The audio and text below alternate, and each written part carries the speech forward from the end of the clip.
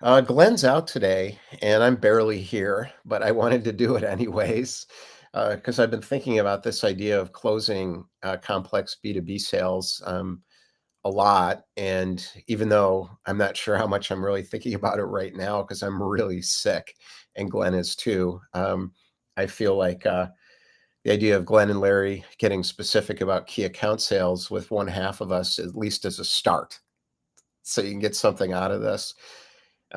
Now, Glenn lives in Spain and I live in the Chicago area. So we definitely did not get this through proximity. But I guess this is going around the world. And that is part of the point, in a way, is when you think about key account sales today, there is nothing that is local anymore. And it surprised me how much it's different than when I was doing this years ago. When I was selling corporate, you would go to the office and you'd meet people at the office, and I would get myself networked around the corporate headquarters. That's how I did it. I'd go to Baxter, get a project, in this case, the US group for the renal division. And it wasn't the greatest project in the world. We were kind of set up for failure from the beginning, the marketing communications firm I was working for. And we did it and underbid it to get it. And we got in and did the best we could given the circumstances. And that allowed me the opportunity to walk the halls. And as I walked the halls, I noticed something, which is there's a global marketing group. So we were working for the US marketing group.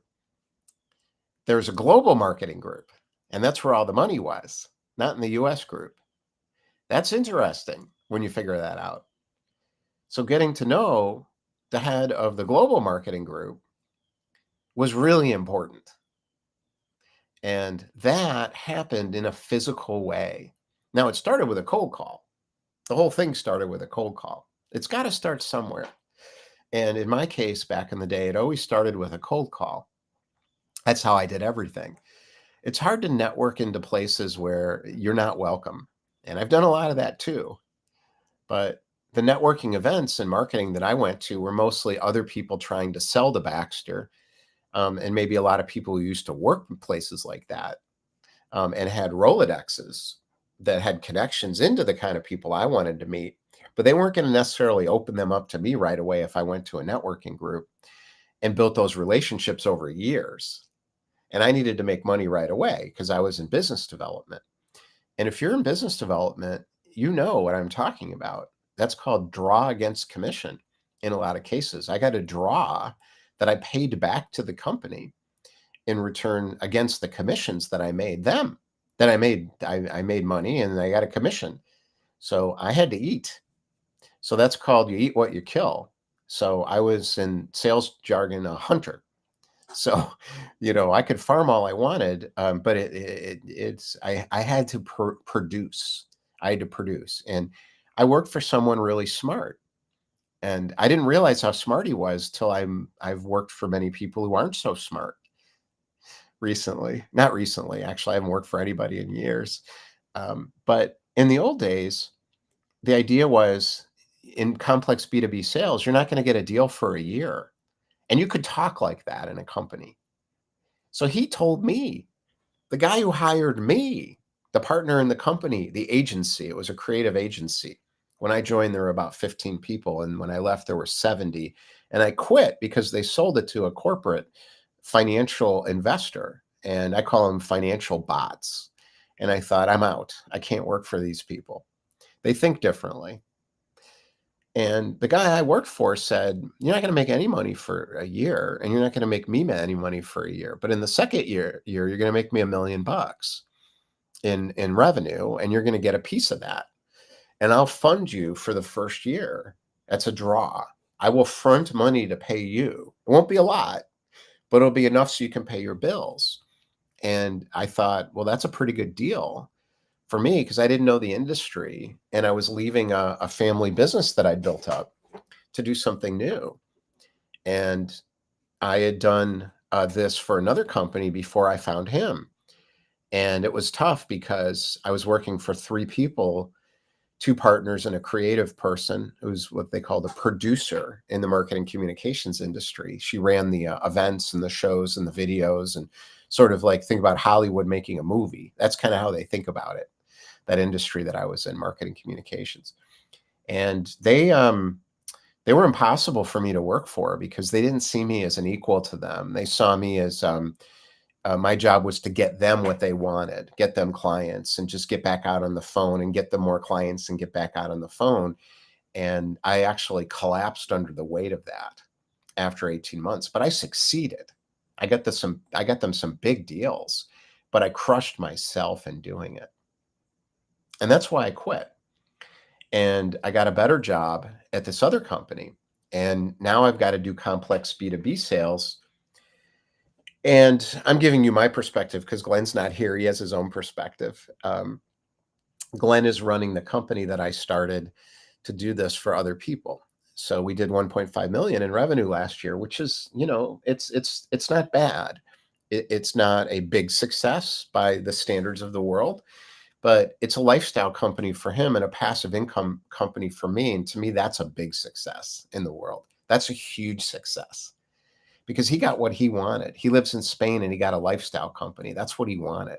He could have had he had a lot of other things he could have done, but we did this together with some other people. And I got a passive income company to allow me to do other things. I haven't worked in it in 4 years.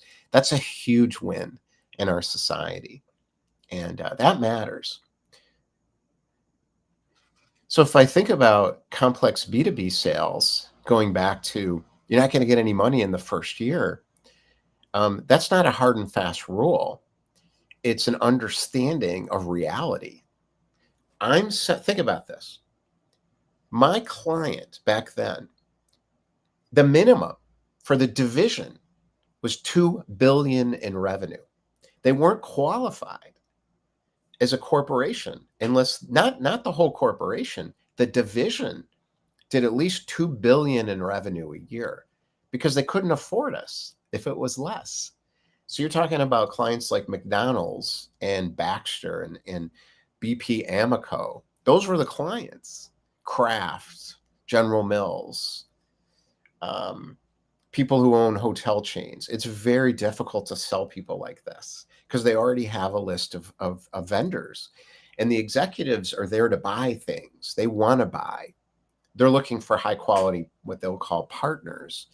If they're high quality people, if they're not, they call you a vendor. And then they just pound the crap out of you.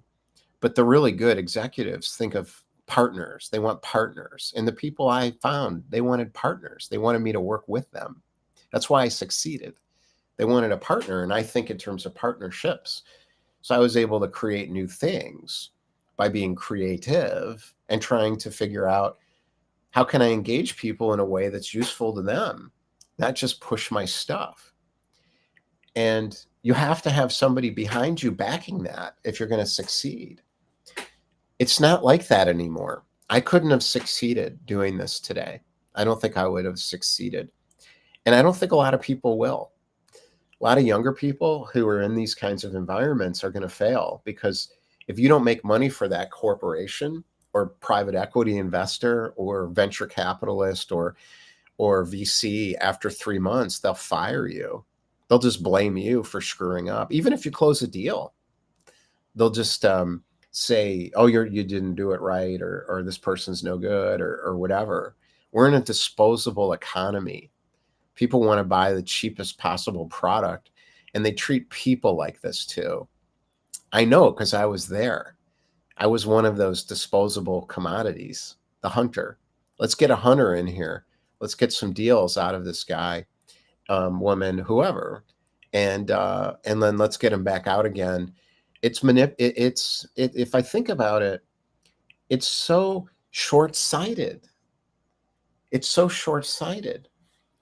So what's the point of this whole thing? So how to close a complex B2B sale. So get specific about key account sales. So the first thing to get specific about if you're doing key account sales is to get into reality.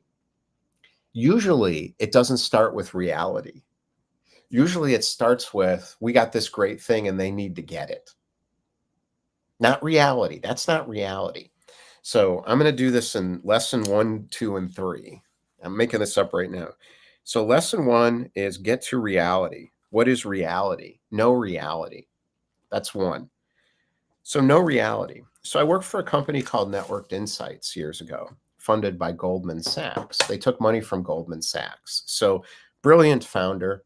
He created something new in social data community, social data analytics. They got Samsung as a client, and they helped Samsung compete against Apple, and it worked. And they had a team of data scientists, and they created a whole infrastructure to use unstructured data from a marketing media standpoint and research approach to make better decisions. And I got a job there. It was very exciting. And I ended up working for the CFO. So the CFO was from private equity, and the president of the company was a physicist from Stanford. And Goldman Sachs is investing in this company. So all of a sudden now, I'm not only not going to get a seat at the table, but I'm going to get pounded on until I prove my worth. So this is called a hierarchical culture. So I was in a hierarchical culture. And for me, it was incredibly toxic. And I couldn't figure out how to relate to people in this culture because I didn't think like this at all. I thought, this is fun. We're doing something cool. Let's figure it out together. And I operated like that. I interrupted people in meetings because I got excited. I rethought presentations because they didn't make sense to me. And at one point, my boss was like, it's already done. Why are you doing this? And I said, because I want to understand it better. And he's like, why? What do you need to understand? We already figured it out. And I'm thinking to myself, but it doesn't make any sense, which it didn't. And it didn't make any sense because it was bullshit. So they'd made something up to bring to the market to convince these media companies and media buyers to buy their product. It was a managed service kind of bundle. It wasn't really software. They were trying to turn it into software, but there were a lot of what I call hamsters underneath the covers, churning around, making the product work. In other words, humans were involved. It wasn't pure AI yet. Now I think it's pure AI, a lot of this stuff, but this was early days. But it worked, and it was super cool. And I thought, I love this. I got to figure this out. And I did. And I got them into Allstate. I got a deal for these people in 6 months, less than 6 months. I think it was probably 4 months. And then they screwed me out of my draw. And I'm saying this because it's true. And I don't care what they say. Now, they have a lot of money because they sold it to American Family Insurance. And Goldman got their money, and the physics guy got his money, and the private equity people got their money, and the founder got his money, and they all got to be important. What I got was I learned a lot, and it was fun. And then I realized I don't want to work with people like this anymore. That's what I got. So the idea of how to close a complex B2B sale, I'm going to get specific about in knowing reality. So here's reality and how you get a complex B2B sale and how I did it. I noticed Allstate's domain was hitting the Networked Insights website. And the reason I was paying attention, I was using Marketo. They were using a system called Marketo, which is a marketing analytics tool. I think that's what it was called. They had an integration with Salesforce.com. It wasn't a good one, but it was good enough. And I'd been sending emails into Allstate trying to figure out who cares about social data right now.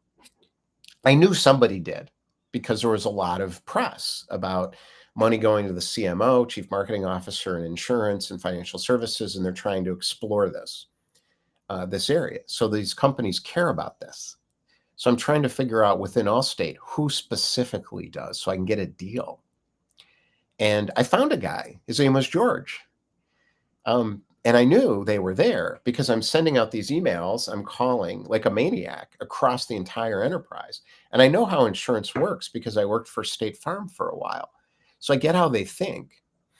And I'd done some stuff, I think, at Allstate in Northbrook. So I'd done some meetings at their corporate campus years ago in marketing communication stuff. So I understood how they think. They're very conservative, but insurance people are always looking. Insurance is about the float.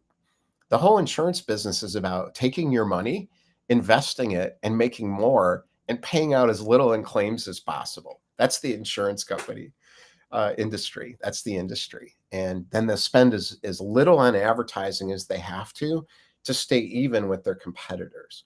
So anything that helps them be more efficient or effective in their ad spend or in marketing or get targeted to their customer or help them have less claims or do a better job in underwriting, it's called. In other words, the risks they decide to assume is very valuable for them. And I had something and I knew it. And they did too. I just had to connect with them, despite the fact I worked for these assholes. They really were. Now, were they or were they bots? Okay, so this is the thing. These are good people. They're really smart, and I like them, but they work for bots. Bots is thinking. It's a mentality. So when I say financial bot, what I'm talking about is someone who can't see past the money and the success and the importance of themselves, where they see what they're doing is mattering more than what anybody else is doing. I don't see the world like that. I saw the world as I want to be a part of this thing at Allstate. I don't want to force this on them. I want to figure out who cares there, and I want to do a deal with them. And my mentor at the time, a guy named Jed Jacobs, called it getting the keys to the kingdom. Now, I'm going to give you the secret to B2B sales in point one. Live in reality is point one. Live in reality. When you get a deal in a corporation with the right person, you're looking at $1 million, $2 million, $5 million, $10 million soon or the next year. Because if you get in with the right people, they will let you experiment with them. If you find the right people, you have to find the right people. They have to have that mentality. And these people did. I know this guy did, but I wasn't supported by the company. And they looked at the deal as too small. I think it was 25 grand, and they spent like 10 grand in legal fees to do the contract because Allstate's contracts are usurious. It's basically the contract with not usurious. I don't know what the right word is. Exploitative. It's like, if you do anything wrong, we're going to own your company. Well, that's where you're starting from. I mean, that's ridiculous, but the lawyers got to negotiate that, which they did. But, rightly so, the people I'm working for weren't really happy about this. However, the reason I priced it low was because if I priced it higher, we would have had to go through the purchasing department. Now we're looking at a year before we get in. Somebody like me is going to come along and be smart about it. I was smart about it, and it worked. Now, I got fired after this, a few months after this, which was such a gift because it led to starting my own company, which is the company Glen and I run right now, which is my passive income company. So point one, no reality. Point two is you can't see the dots and how they connect while you're in the trenches. So point two was I couldn't see how me figuring it out, being weird in a culture that didn't understand what I was doing, learning from that experience would connect to starting my own company that succeeded doing this kind of stuff I'm talking to you about. And getting people deals, getting people leads, building pipeline, strategically positioning companies in the marketplace. I had to go through that pain. It was very painful. This was a significant, and then they screwed me out of my draw. So they were paying me like 200 grand a year or 220, and a certain percentage of it was draw. In other words, I got to pay them back. But I think it was a guaranteed draw, meaning you don't have to pay them back, but you take your commission amount and it comes out of it.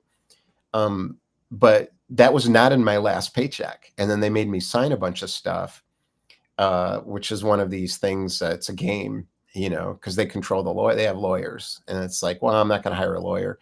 But I probably lost 5 grand, 10 grand or something.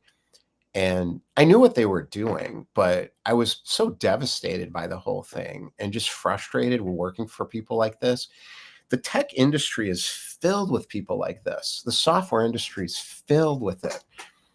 And I don't know how to describe it except hierarchical, and it's kind of a feeling of arrogance. So, okay, here's a good one. So, the head of sales doesn't know anything about sales or business development, nothing. But he knows everything because he's the private equity guy. He's the CFO. Now they have somebody working for them who's their top salesperson who never sold anything, but was really opinionated about sales. So he used to tell me how to think about sales all the time. So he know all the theories. And I know them too. Solution selling, challenger selling, spin selling, selling to veto. I don't think I've missed one of them. When you're in this game long enough, you just sort of run through these things and you find your own way through them. But, he loved to tell me about needs-based selling, and he never sold anything. And his excuse was it's too early.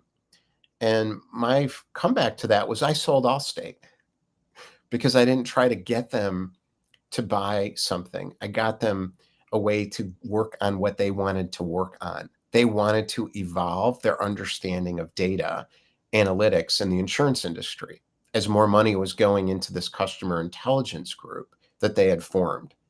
So I was helping them do that. I wasn't imposing my vision on them at all.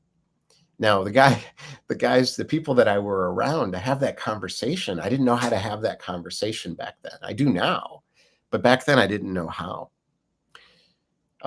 So point one, live in reality.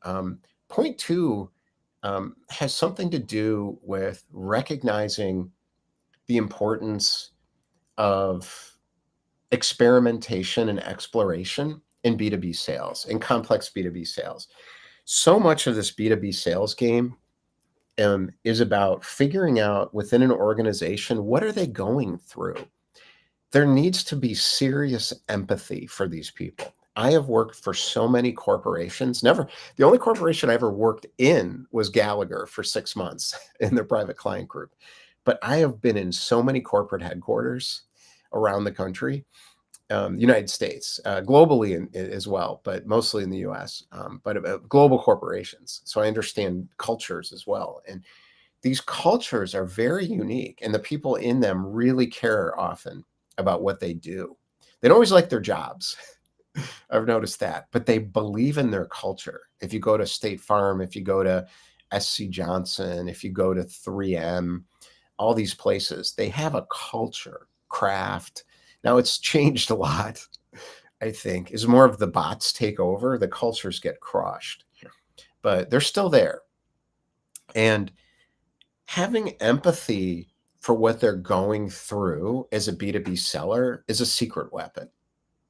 Instead of your agenda, start to recognize how to intersect what you can do for them and what you can do for yourself with the opportunities that are already flowing inside their companies.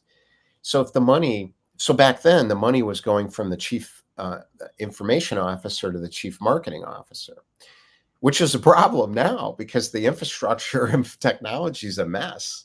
So they screwed up the IT, but they made more money giving the money to the CMO, the chief marketing officer. But now the IT is all screwed up. So that's got to get rebalanced. Nobody's going to want to do that. Because, it's like nobody wants to put the money in the plumbing in the house or the HVAC system. I have so many problems. The only reason I have financial problems today is because of my house. I'm a couple $100,000 behind where I thought I was going to be because of my house.